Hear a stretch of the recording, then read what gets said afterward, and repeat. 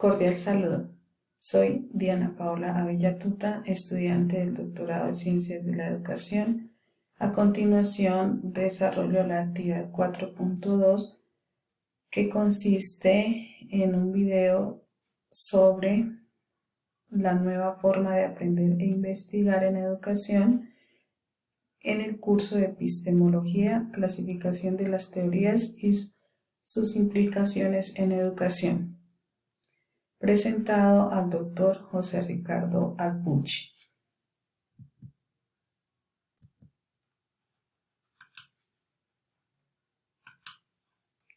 Nuevas formas de aprender y de investigar en materia educativa. Introducción. En esta presentación se hace una recopilación de los conceptos, teorías y aportes epistemológicos de algunos filósofos modernos con el fin de reflexionar sobre las nuevas formas de investigar en la educación, teniendo en cuenta lo aprendido en el presente curso de epistemología.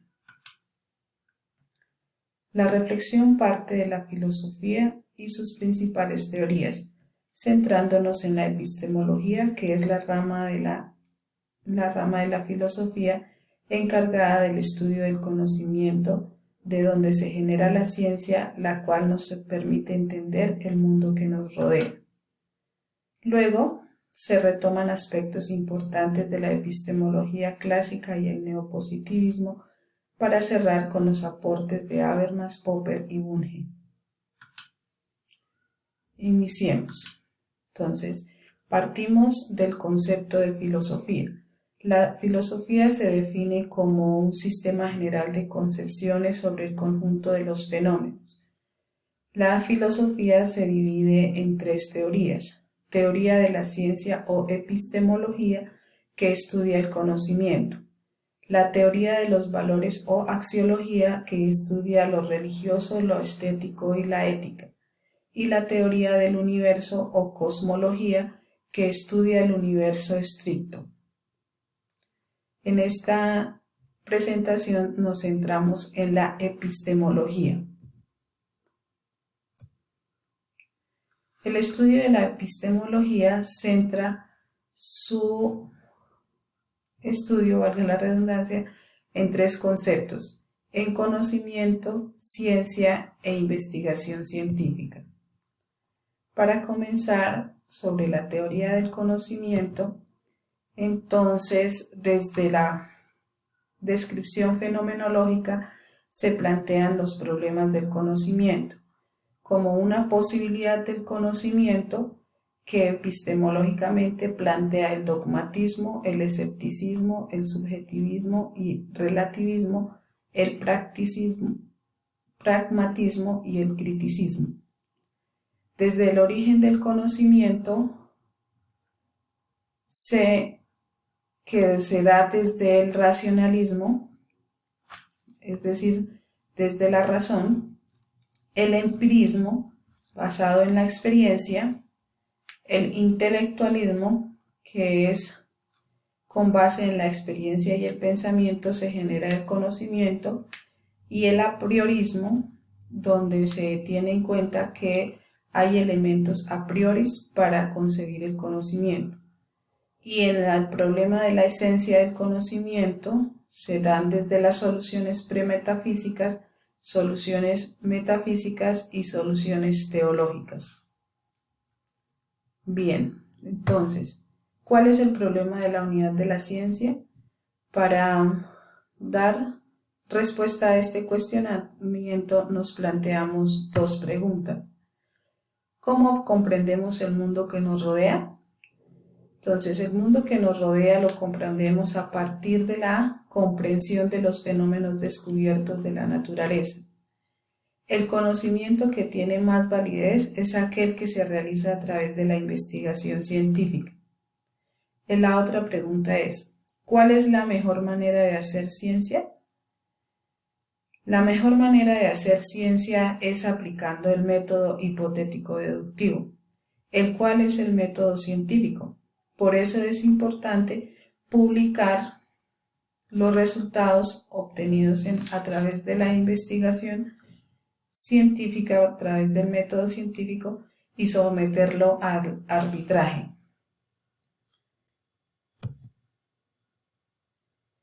En la Edad Media existía una corriente filosófica que era la escolástica.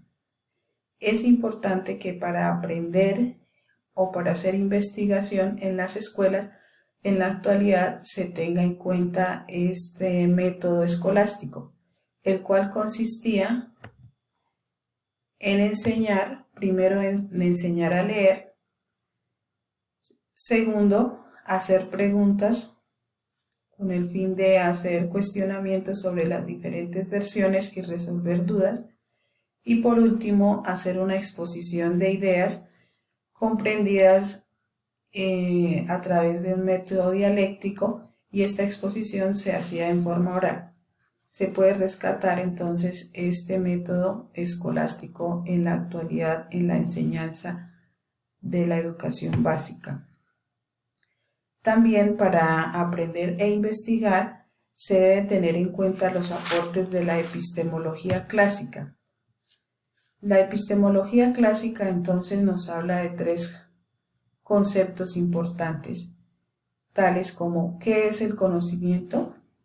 Entonces, para hablar del conocimiento es importante comprender que lo primero que se requiere es precisar que este proceso de conocer se lleva a cabo en el cerebro, ya que es el órgano vital para generar el conocimiento. El cerebro es el órgano que nos permite pensar, crear ideas, aprender, recordar, además de muchas otras funciones. Según estudios, el cerebro ha evolucionado tanto y en la actualidad es una extensión de la médula espinal de forma ovoidal conocida como masa encefálica, llamada neocorteza según Goleman. Sin embargo, el conocimiento es un proceso mental difícil de explicar. Aún en los estudios más serios del cerebro no se han llegado a concluir con certeza qué procesos tienen lugar en el cerebro. Bueno, entonces, ¿qué es conocimiento? Desde el punto de vista epistemológico se entiende que el conocimiento es un proceso mental en el que tiene lugar la generación, concepción o nacimiento de ideas con 4 elementos. Esto es, facultad, que es la razón o el entendimiento. Segundo elemento, actividad, que es la formación de conceptos. Tercero, resultado, que son los conceptos, los juicios, los raciocinios. Y por último elemento, el lenguaje, que es el instrumento que da forma a los conceptos y juicios, ya sea hablado o escrito. El siguiente concepto de la epistemología clásica es la ciencia. ¿Qué es ciencia? La ciencia es un cuerpo organizado, sistematizado de conocimientos que hace uso de leyes o principios generales. Es tan amplio el campo de la ciencia que para abundar y ahondar en un área específica del conocimiento se han buscado una división que permite adentrarse en su estudio y comprensión con mayores alcances. La división de la ciencia según Bunge 2004 clasifica la ciencia en forma formal, exacta, y factual, experimental. Dentro de la ciencia formal, de las ciencias exactas se ocupan las ideas y se encuentra la lógica y las matemáticas. Entre la ciencia factual o experimental, que se ocupa de los hechos y depende de los hechos, se encuentran las ciencias naturales, las biosociales y las sociales. ¿Y qué es investigación científica? El tercer concepto de la epistemología clásica. La investigación científica es una actividad propia de la mente que debe ser sistemática, controlada, empírica, amoral, pública y crítica de fenómenos naturales, seguida por la teoría e hipótesis. Esta actividad tiene dos propósitos: producir conocimientos y teorías y resolver problemas prácticos. También se dice que el objeto de la ciencia es construir síntesis que satisfagan las necesidades intelectuales comunes a toda la humanidad. Otro aporte importante para investigar y aprender son lo planteado en la epistemología neopositivista. La epistemología neopositivista es un importante movimiento filosófico que se dio durante todo el siglo XX y tiene características principales. Por ejemplo, una tendencia empirista con Hume como punto de referencia, especial atención al estudio del lenguaje y la convicción de que la filosofía no es una teoría sobre el mundo, sino una actividad de elucidación. Este movimiento filosófico se desarrolla a través de tres corrientes fundamentales. Primero, el atomismo lógico, donde dicen que el mundo se concibe como una totalidad compuesta por hechos y se divide en hechos atómicos y moleculares. Los hechos atómicos son los más simples, indivisibles, autónomos e independientes. Los atomistas sostienen la correspondencia entre el lenguaje y el mundo, esto es que la estructura del enunciado coincide con la estructura de los hechos. A tal tesis se le conoce como teoría pictórica del lenguaje. La otra corriente fundamental es el Círculo de Viena. El Círculo de Viena corresponde a un grupo de estudiosos que se reunían en la Universidad de Viena y plasmaron algunos aportes importantes. Entre la base teórica del neopositivismo lógico o Círculo de Viena lo constituyen de manera general las siguientes tesis. Primero, la negación de la metafísica. Segundo, el fisicalismo y la unidad de las ciencias. Y tercero, la verificabilidad empírica. Y la última corriente es la filosofía analítica.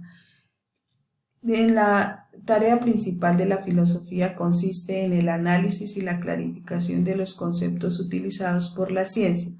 Los filósofos analíticos se interesan en el estudio del lenguaje, pero a diferencia de sus predecesores, no lo restringen a la función referencial. Por el contrario, abandonan la tesis de correspondencia lógica entre el lenguaje y la realidad para seguir a Wittgenstein de las investigaciones filosóficas y descubrir la pluralidad de los lingüísticos.